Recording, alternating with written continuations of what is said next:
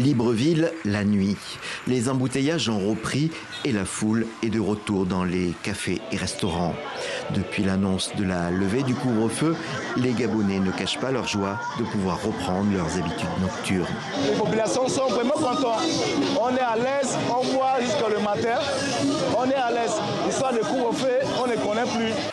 Dorénavant, les Gabonais n'ont plus à être rentrés chez eux dès minuit. L'annonce a été faite officiellement le 18 décembre dernier à la télévision. Il s'agit seulement d'une levée jusqu'à nouvel ordre pour permettre à la population de célébrer les fêtes de fin d'année.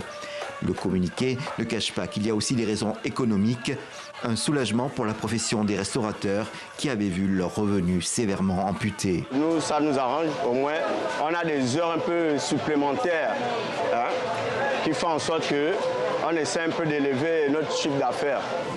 Le couvre-feu au Gabon avait été imposé au moment du putsch militaire d'août 2023, amenant au pouvoir le général Oligui Nguema.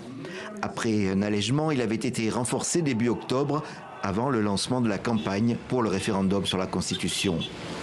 Mais le mécontentement montait et le week-end des 14 et 15 décembre, une opération coup de poing avait débouché sur l'arrestation de 348 violeurs de couvre-feu présumés. Surtout, des vidéos de jeunes contrevenants tondus par les forces de l'ordre avaient choqué la population. Plusieurs ONG avaient protesté.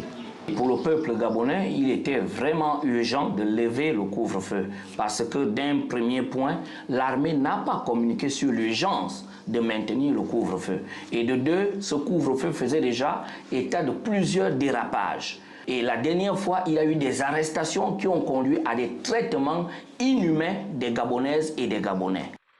De fait, l'annonce des autorités précise que les forces de l'ordre sont appelées à assurer la sécurité dans le respect de l'état de droit.